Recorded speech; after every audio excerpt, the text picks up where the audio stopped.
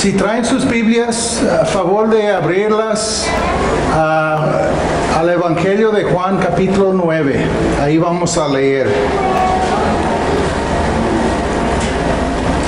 Este mes de julio, vamos a estar viendo algunos de los milagros que hizo Cristo. Y vamos a empezar con este de Juan 9, porque esta es una de mis historias favoritas de la Biblia. Me encanta esta historia por el hombre, lo admiro mucho, este ciego que recibe sanidad. Entonces vamos a leer esta historia.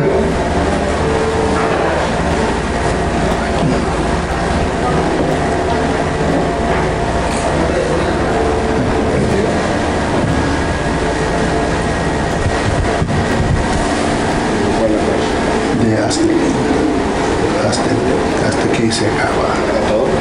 Todo el capítulo vamos a leer. A su paso Jesús vio a un hombre que era ciego de nacimiento, y sus discípulos le preguntaron: Rabí, ¿para que este hombre haya nacido ciego? ¿Quién pecó, él o sus padres? Ni él pecó ni sus padres, respondió Jesús, sino que esto sucedió para que la obra de Dios se hiciera evidente en su vida. Mientras sea de día, tenemos que llevar a cabo la obra del que me envió. Viene la noche cuando nadie puede trabajar. Mientras esté yo en el mundo, la luz soy del mundo. Dicho esto, escupió en el suelo, hizo barro con la saliva y se lo untó en los ojos al ciego, diciéndole: Ve y lávate en el estanque de Siloé, que significa enviado. El ciego fue y se lavó, y al volver ya veía. Sus vecinos y los que lo habían visto pedir limosna decían: ¿No es este el que se sienta a mendigar? Unos aseguraban: sí, es él. Otros decían: no es él, sino que se le parece. Pero él insistía: soy yo. ¿Cómo entonces se te han abierto los ojos?, le preguntaron. Ese hombre que se llama Jesús hizo un poco de barro, me lo untó en los ojos y me dijo: ve y lávate en Siloé. Así que fui, me lavé y entonces pude ver. ¿Y dónde está ese hombre?, le preguntaron. No lo sé, respondió. Llevaron ante los fariseos al que había sido ciego. Era sábado cuando Jesús hizo el barro y le abrió los ojos al ciego. Por eso los fariseos, a su vez, le preguntaron cómo había recibido la vista. Me untó barro en los ojos, me lavé y ahora veo, respondió. Algunos de los fariseos comentaban: ese hombre no viene de parte de Dios porque no respeta el sábado. Otros objetaban: ¿cómo puede un pecador hacer semejantes señales? Y había desacuerdo entre ellos. Por eso interrogaron de nuevo al ciego: ¿y qué opinas tú de él? Fue a ti a quien te abrió los ojos. Yo digo que es profeta, contestó. Pero los judíos no creían que el hombre hubiera sido ciego y que ahora viera, y hasta llamaron a sus padres y les preguntaron: ¿es este su hijo, el que dicen ustedes que nació ciego? ¿Cómo es que ahora puede ver? Sabemos que este es nuestro hijo, contestaron los padres, y sabemos también que nació ciego. Lo que no sabemos es cómo ahora puede ver ni quién le abrió los ojos. Pregúntenselo a él, que ya es mayor de edad y puede responder por sí mismo. Sus padres contestaron así por miedo a los judíos, pues ya estos habían convenido que se expulsara de la sinagoga a todo el que reconociera que Jesús era el Cristo. Por eso dijeron sus padres: pregúntenselo a él, que ya es mayor de edad. Por segunda vez llamaron los judíos al que había sido ciego y le dijeron: júralo por Dios, a nosotros nos consta que ese hombre es un pecador. Si es pecador, no lo sé, respondió el hombre. Lo único que sé es que yo era ciego y ahora veo.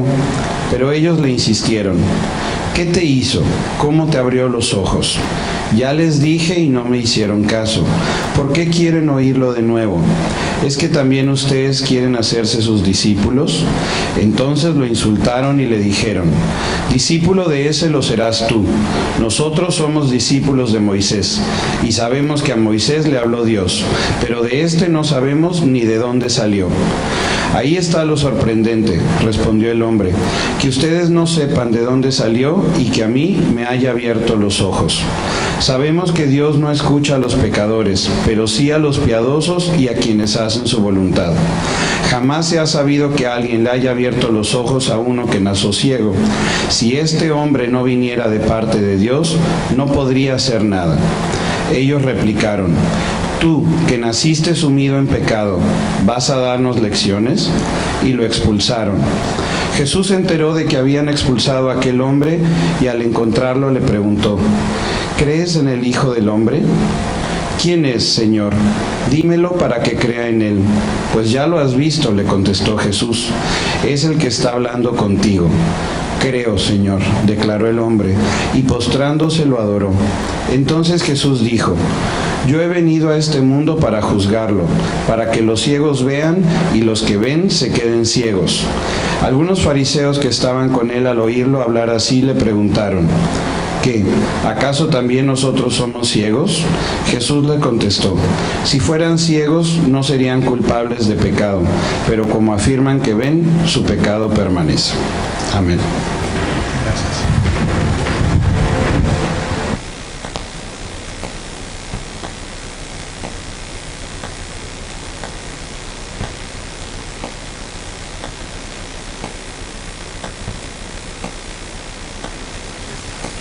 Que pueden ver en capítulo 8, que tenía pues problemas con los fariseos.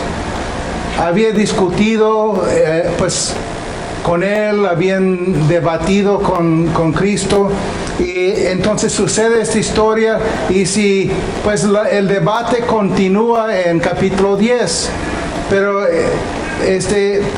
aparentemente el Señor salió un rato del templo y pues vio ahí un ciego que pues se quedaba ahí aparentemente, y también vemos que era una persona conocida ahí porque los discípulos sabían algo de los detalles de su vida, que por ejemplo que nació ciego. Entonces, lo que hacen los discípulos es que aprovechan ese momento que ven a ese ciego, pues que todos conocen de él, que nació ciego, y aprovechan el momento para hacer preguntas teológicas al Señor acerca de quién pecó, sus padres o él, o cómo era la cosa. Pues los judíos tenían muchas ideas acerca de pues el pecado. Casi siempre pensaban de las enfermedades como resultado del pecado, cuando realmente no entendían que la enfermedad es, pues toda la creación está enfermo. O sea, por la caída del hombre en el principio, eso afectó toda la naturaleza. Es que es algo que Cristo va a restaurar cuando venga por segunda vez. Pero por mientras existe la enfermedad, entonces los judíos querían explicar eso. Y pues tomaban versículos del Antiguo Testamento de la ley para tratar de pues explicar cómo una persona podría nacer enfermo. Por ejemplo, de Éxodo 34:7 dice: Dios castiga la maldad de los padres en los hijos y en los nietos hasta la tercera y cuarta generación. Y en Éxodo 25 dice: no te inclines delante de ellos ni los adores, hablando de los ídolos, ¿no? Dice: yo, el Señor tu Dios, soy un Dios celoso. Cuando los padres son malvados y me odian, yo castigo a sus hijos hasta la tercera y cuarta generación. Entonces, lo que ellos no entendían en esto es que, pues, específicamente en estos pasajes de Éxodo, Dios está hablando del pecado de la nación. O sea, el pecado de la nación va a afectar a las generaciones venideras. que es algo importante pensar ahora que pues es día de las elecciones, ¿no? Las decisiones de nosotros hoy día pueden afectar a hasta nuestros nietos ahí. Pero el Señor no está hablando de individuos aquí, está hablando del pecado de la nación. Y esto aclara más adelante con el profeta Ezequiel, donde dice en Ezequiel 18:20, todo el que peque merece la muerte, pero ningún hijo cargará con la culpa de su padre, ni ningún padre con la del hijo. Al justo se le pagará con justicia y al malvado se le pagará con maldad. Entonces ahí está aclarando la situación de nosotros como individuos. O sea, cada quien tiene que responder por su vida, si lo que él o ella hizo ahí. Pero el punto aquí es que mientras los discípulos están pensando en cuestiones teológicas, el Señor está viendo a este ciego con compasión. O sea, le quiere ayudar, le quiere sanar. Entonces, vamos a ver que este ciego no sabía mucho de Cristo Jesús, pero sí va a aprender mucho en el transcurso de esta historia. Entonces dice que Cristo tomó barro y tomó tierra y la mezcló con su saliva para hacer un barro que untó los ojos de este ciego ahí. Y pues el curar con saliva tenemos que entender hoy día que el curar con saliva era una creencia muy común en aquel entonces, ¿no? Hasta las otras culturas de los griegos y todo eso tenían sus historias acerca de curaciones con la saliva. Entonces Cristo obviamente sabía que la saliva no le iba a sanar. Pero lo que él quería hacer ahí con este ciego es como motivar su fe, porque el ciego hubiera esperado algo así, ¿no? Que algo que le va a curar. Entonces, el Señor quiere motivar o inspirar su fe para hacer algo que le iba a pedir. Que le iba a pedir que fuera al estanque de Siloé. Entonces, lo que quería hacer el Señor con este ciego era aumentar su fe. Pues la fe nos lleva a la obediencia. Y esa fue la finalidad de esto. Quería que el ciego le obedeciera. Entonces lo hizo. Pues tenemos que saber algo también de esta situación del tanque de Siloé. Pues ellos andaban cerca al templo y ese estanque, que era un estanque grande, el rey Ezequías hace cientos de años antes, pues quería tener una fuente de agua segura. Entonces hizo un túnel que era en aquel entonces y hasta la fecha una maravilla de ingeniería. Y él hizo este túnel a una manantial que estaba fuera de la ciudad para traer agua hasta Jerusalén subterráneamente y pues a este estanque. Entonces ese estanque por casualidad también se conocía como el estanque del Mesías. Entonces el Señor le manda a ese estanque. Pues ellos están en el templo.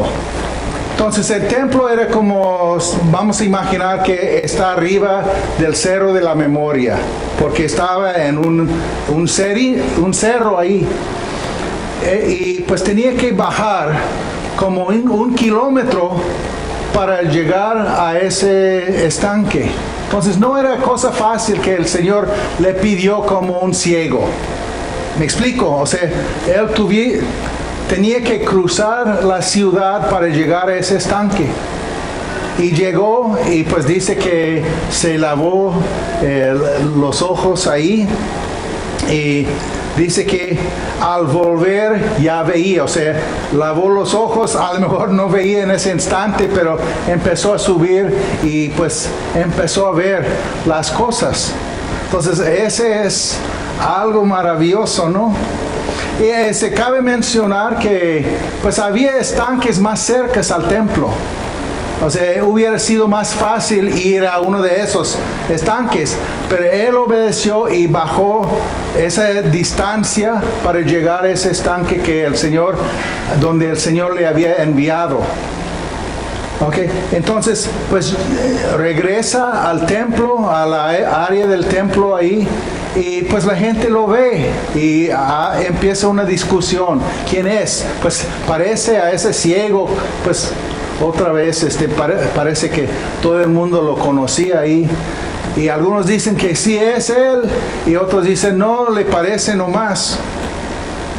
Y le empiezan a preguntarle qué pasó ahí. Y el Señor dice, mira, soy yo era ese ciego. Y luego les dice lo que pasó con él. Dice ahí, ese hombre que se llama Jesús hizo un poco de barro, me lo untó en los ojos y me dijo, ve y lávate en Siloé. Así que fui, me lavé y entonces pude ver. Entonces esa es su explicación de lo que sucedió ahí.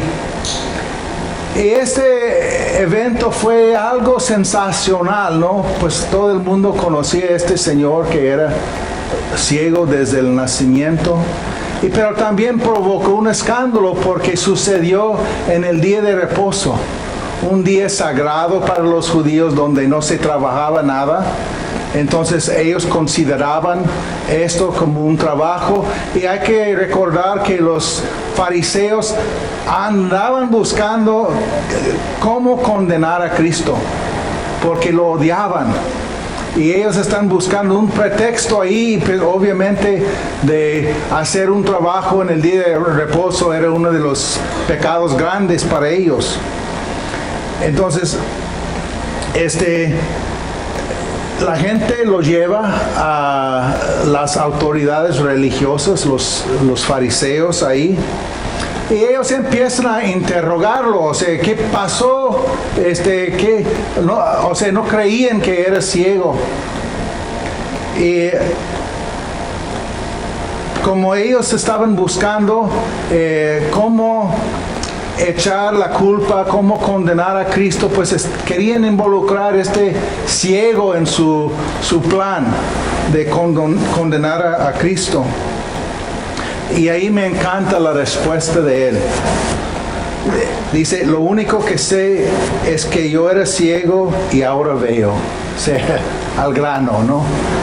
No sé qué están hablando ustedes, la única cosa que sé yo es que antes era ciego, ahora veo. Es muy buena respuesta, ¿no? Entonces, también es interesante que este hombre no sabe nada de Cristo Jesús. Le están preguntando acerca de él no sabe nada, pero lo está defendiendo contra las autoridades religiosas ahí. Tanto que no lo pueden callar. O sea, está provocando problema para los fariseos. Y entonces, como no creen a él, llaman a sus padres para que vengan ante las autoridades para confirmar si era ciego desde el nacimiento. Pues no sabían qué había pasado con su hijo, dijeron. O sea, preguntan a él, es de mayor de edad, ¿no? O sea, tienen miedo de las autoridades ahí. ¿Qué va a pasar? Que los van a expulsar. Eso es lo que pensaban. Y eso fue cosa seria. Y aquí pues quiero hacer un paréntesis para los jóvenes que están aquí, porque muchas veces cuando recibimos a Cristo como joven, nuestros padres no saben qué hacer con eso. Que no solamente ven a sus hijos diferentes ahora, y los ven quizás un poco radical ahora, radicalizados por Cristo, y eso les provoca incertidumbre y hasta miedo. Entonces lo que quiero decir a los jóvenes es que pues ustedes tienen que entender que sus padres no saben lo que ha pasado, no conocen a Cristo y no saben lo que está pasando en tu vida, que es una relación real que tú tienes con el Señor ahora. Y yo me acuerdo de mi mamá. Pues yo era el primer cristiano en mi familia. Yo conocí a Cristo a los 20 años. Y pues fue una transformación radical, o sea que pues de desempleado a empleado y muchas cosas. El Señor empezó a ayudarme a poner en orden mi vida. Y mi mamá estaba observando eso. Pues ella era católica, pero nunca iba a la misa, o sea, no era como una creyente muy seria en eso. Y pues eso, ella vio en mí una transformación radical y no sabía qué hacer con eso. Y yo me acuerdo muy bien que pues conseguí a través del Señor un trabajo, pero era un trabajo de ir como de aquí a Guasave, ¿no? Todos los días. Y necesitaba transporte y pues quería comprar una moto. Y para eso no tenía nada de historial de crédito, ¿no? O sea, el banco no me quería prestar el dinero. Necesitaba su firma y le pedí su firma y me negó eso. Y pues en vez de como reclamar y como hubiera hecho antes, ¿no? De tratar de manipular y todo eso, me quedé callado y pues seguí orando. O sea, tenía una confianza increíble en el Señor y pensaba, bueno, Señor, tú sabes. Pues unos días después mi mamá dijo, pues ya tuve un cambio de actitud en eso y me firmó eso, el préstamo, o más bien ¿cómo se llama? El crédito del banco, no sé. Y pues yo tomé eso como una respuesta del Señor, pero más allá de eso fue el comienzo de algo que el Señor empezó a hacer en su vida, en la vida de ella. Y tristemente más adelante falleció mi hermano a los 24 años y eso fue como la última cosa que el Señor usó en su vida. Pero mi hermano conocía a Cristo y pues mi mamá, al ver lo que Dios hizo en su vida, le cayó el 20, que Dios está haciendo algo aquí, ¿no? Y ella quería lo mismo. Entonces, pues un tiempo después ella también entregó su vida a Cristo. Entonces lo que quiero decir a los jóvenes es que tengan fe, que tengan paciencia y que hay que seguir siendo radicales para Dios, pero con mucho amor, con mucha compasión hacia sus papás que no saben lo que está pasando en tu vida. ¿Ok? Entonces, pues llaman a los padres de este hombre, el ciego ahí, pues ellos no quieren involucrarse en el asunto. Y por fin este hombre pierde la paciencia y responde con algo, pienso yo, de sarcasmo. Y dice, ¿es que también ustedes quieren hacerse sus discípulos? O sea, ya está harto de este trato de parte de los fariseos. Entonces, los fariseos ven a este señor como un analfabeto, una persona ignorante que no sabe nada. Y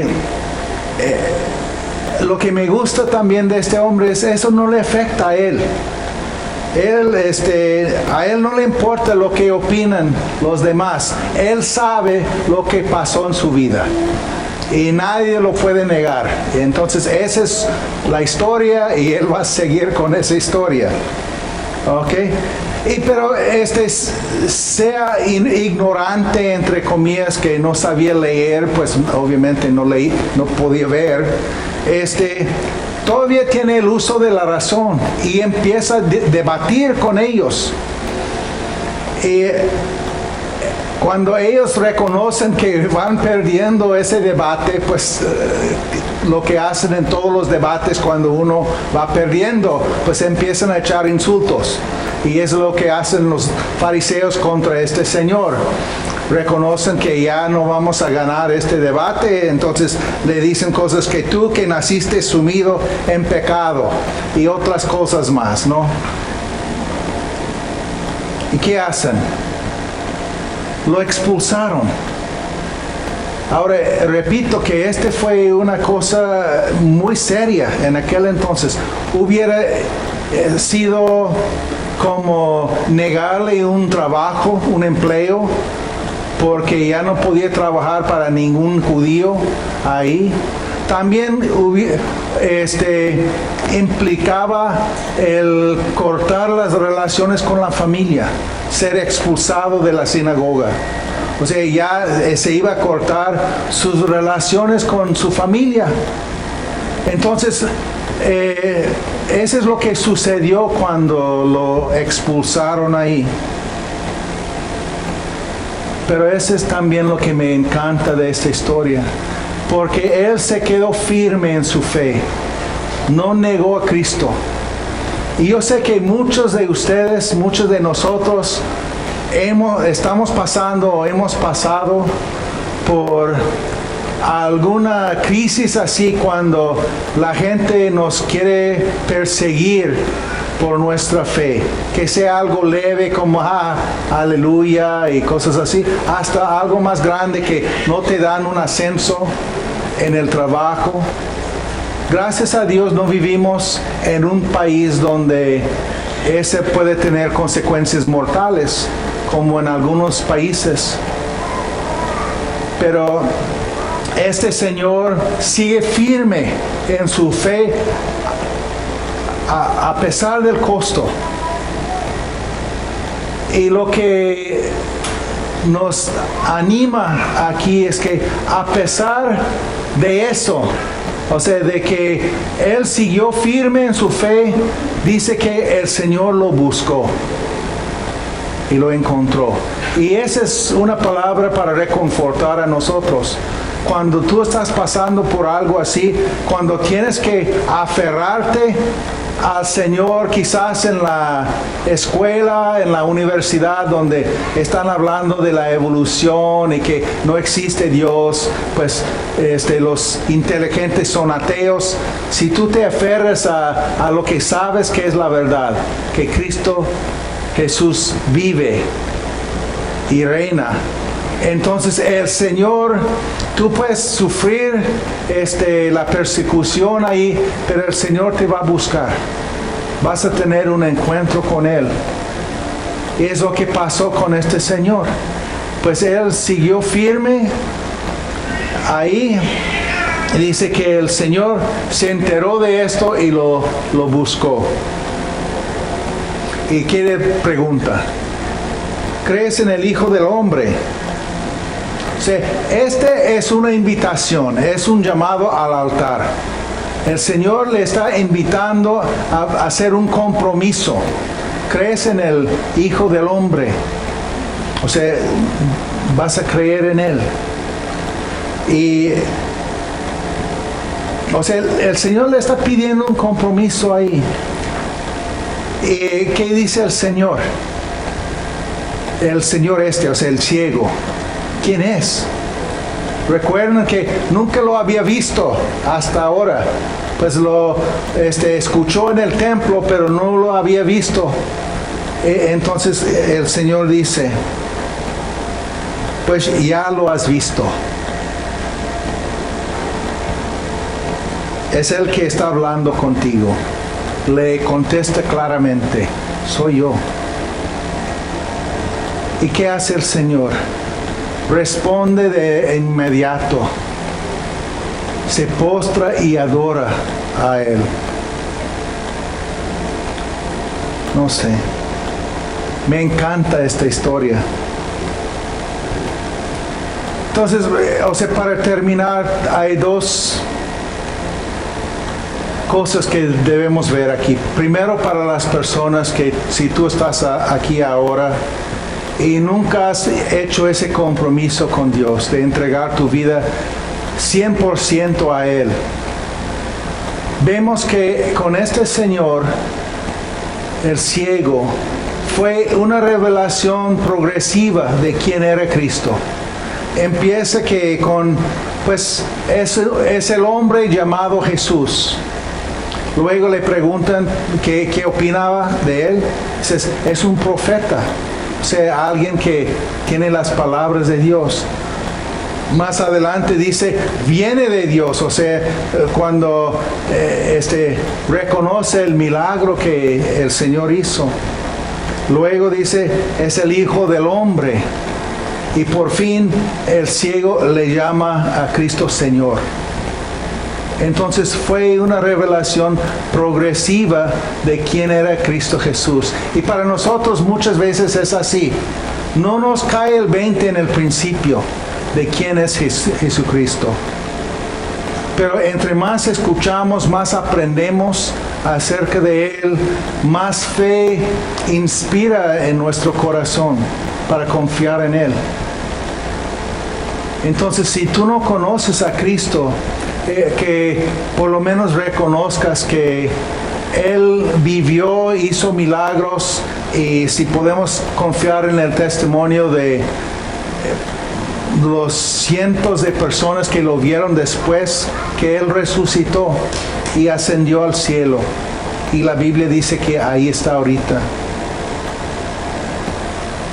Y que Él nos ha enviado ahora su Espíritu Santo. Y si la evidencia más fuerte para muchos de nosotros es observar la transformación que ha hecho en las vidas de conocidos o de familiares, como con mi mamá. De observar los cambios en mi vida, que era metido en cosas, básicamente una vida desenfrenada. Y que cuando mi mamá observó los cambios en mi vida, que empecé a ir a una iglesia, que eso fue un escándalo para ella. O sea, es un testimonio de que Dios vive y que sigue cambiando vidas. Entonces, no sé dónde estás tú en este proceso, pero déjame decirte que tú puedes confiar tu vida con el Señor. Él te ama, Él murió en la cruz por ti, porque te ama, porque como pecadores, que somos todos pecadores, pues cada quien, como dice aquí en Ezequiel, tiene que pagar el precio de su pecado. Y es precisamente lo que Cristo vino a hacer, es recibir nuestro castigo en la cruz. Y ahora si tú confías en Él, que Él murió en tu lugar, que Él recibió tu castigo, tú puedes recibir por fe la justificación. O sea, ser libre de culpa de tus pecados, porque ya están pagados en la cruz. Amén. Muy bien.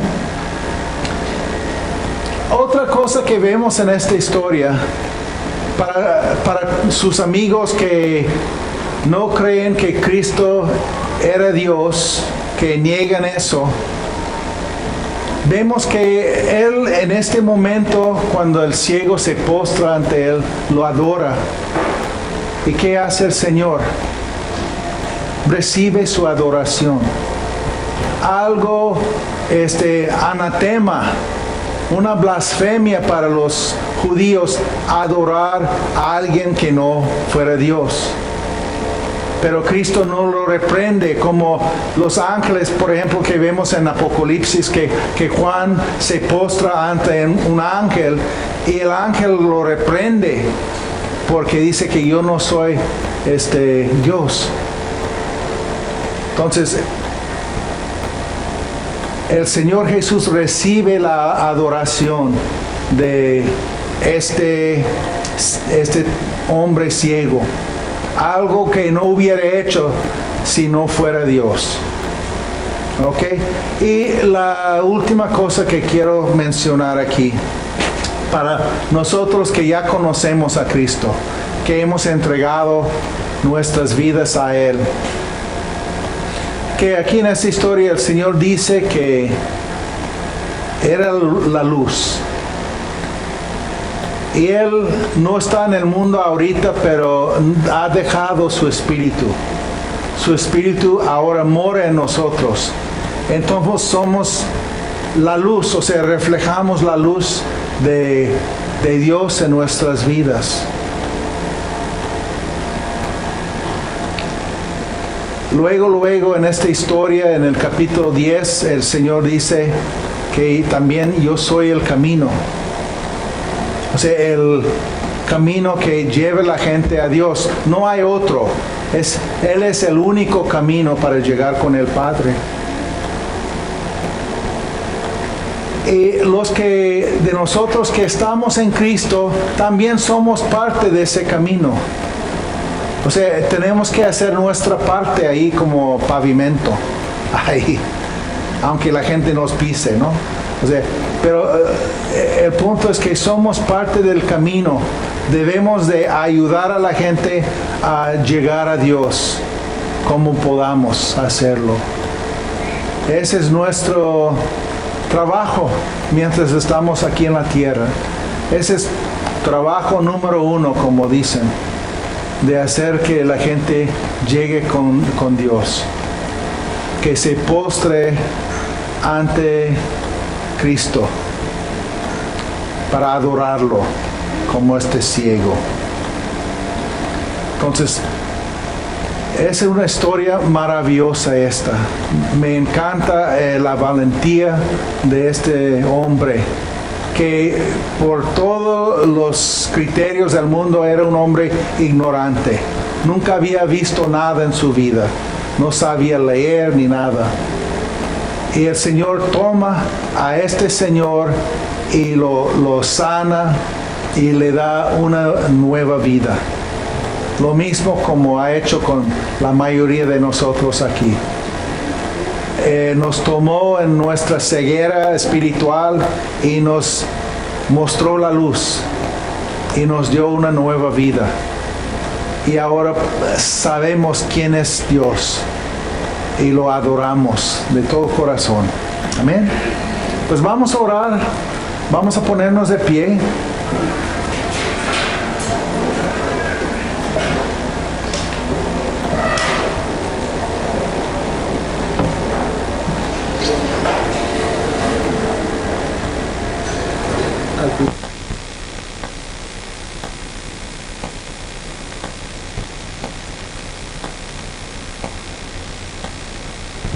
Ven, Rafa. Pues hablando de milagros, Rafa nos quiere contar del suyo. Gracias. Buenas tardes a todos. Y que pues Dios me ha permitido estar aquí con ustedes de regreso, porque pues estuve muy malo y Él me permitió regresar. Pero primero le doy gracias a Dios, porque Él me dio la oportunidad de que viniera aquí con ustedes y darles gracias por sus oraciones que han hecho por mí y por toda mi familia.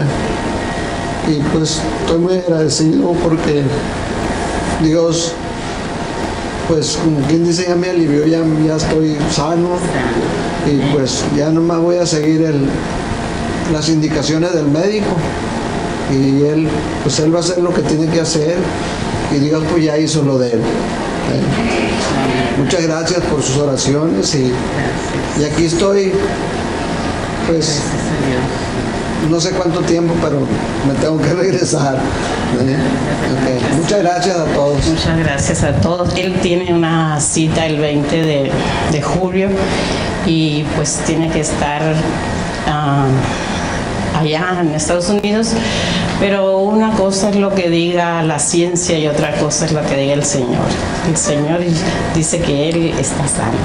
Gloria a Dios. Y muchas gracias a todos ustedes, a todas sus oraciones que fueron y son de gran ayuda, de consuelo, de confort, de esperanza. Muchas gracias, de veras. Nos sentimos muy amados, muy apoyados por todos ustedes, mi iglesia, mi familia. Muchas gracias. Muchas gracias a todos. Muchas gracias a todos. Dios los bendiga, Dios los bendiga. Voy a decir una cosa. Cuando a él dijeron la noticia de él, yo estaba en shock. Yo me quería morir, pero lo veía a él tan reconfortado y me dice, no te preocupes, yo estoy preparado, tú no te preocupes.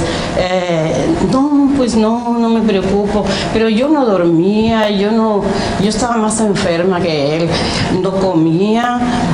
Y yo me empecé a enronchar todita la cara, la cabeza, y dije yo, ¿qué está pasando?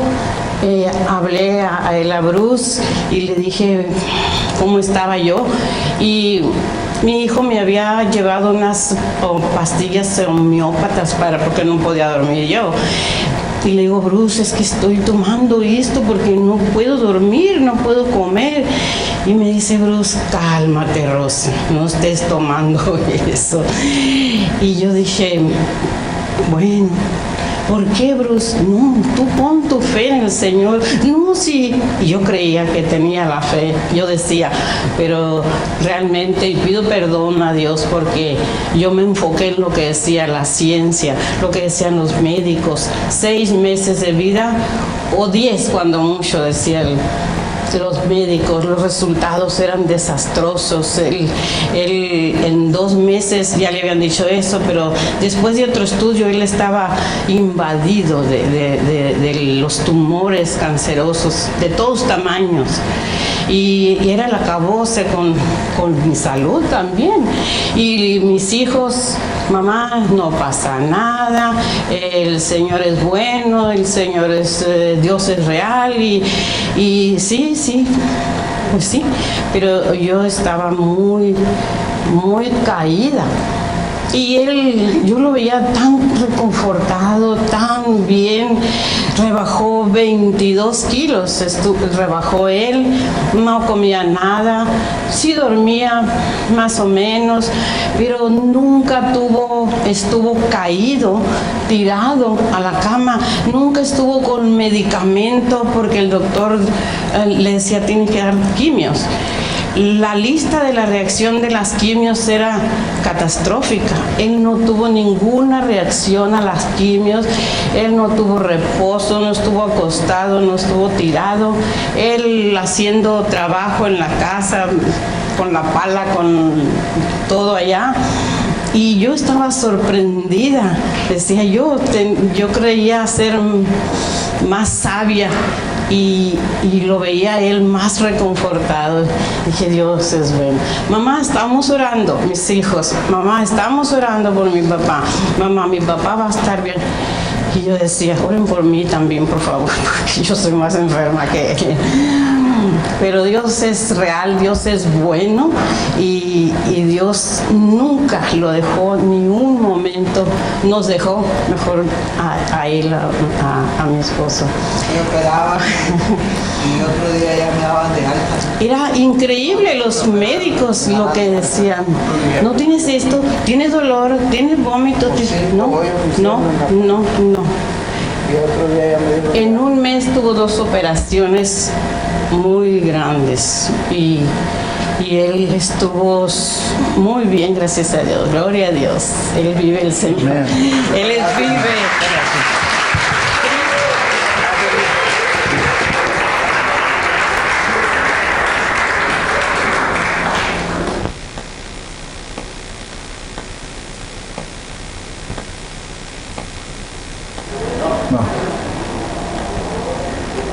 Bueno, ahí está. Que nadie piense que ese es resultado de la ciencia gringa, porque los mismos médicos estaban sorprendidos. O sea, esta es una obra de Dios. Dios hace milagros.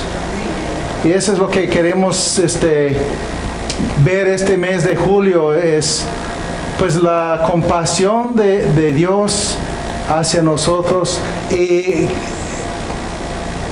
de confiar en Él, que no tiene límites. ¿Por qué algunos reciben sanidad, otros no? Pues no sé. Lo mismo como en el Evangelio de Juan, hay dos historias de personas que recibieron sanidad en un estanque. Y el primero no nos da ninguna indicación que ese señor que recibió sanidad siguió a Cristo. Este señor que leímos ahora sí lo siguió, lo adoró. Entonces, ¿por qué algunos pueden recibir una sanidad y no entregar su vida a Cristo? No sé. La misma, no sé por qué algunos reciben sanidad y otros no. Lo bueno para nosotros que conocemos a Cristo es que sabemos que este cuerpo lo vamos a dejar. Un día ya no vamos a habitar aquí. Nuestro espíritu, que es quien realmente somos, va a estar con el Señor. Que es todos, bueno, no sé de todos, pero yo espero ese día. No tengo prisa. Pero yo sé que va a ser un día de mucho gozo. Muy bien, vamos a orar.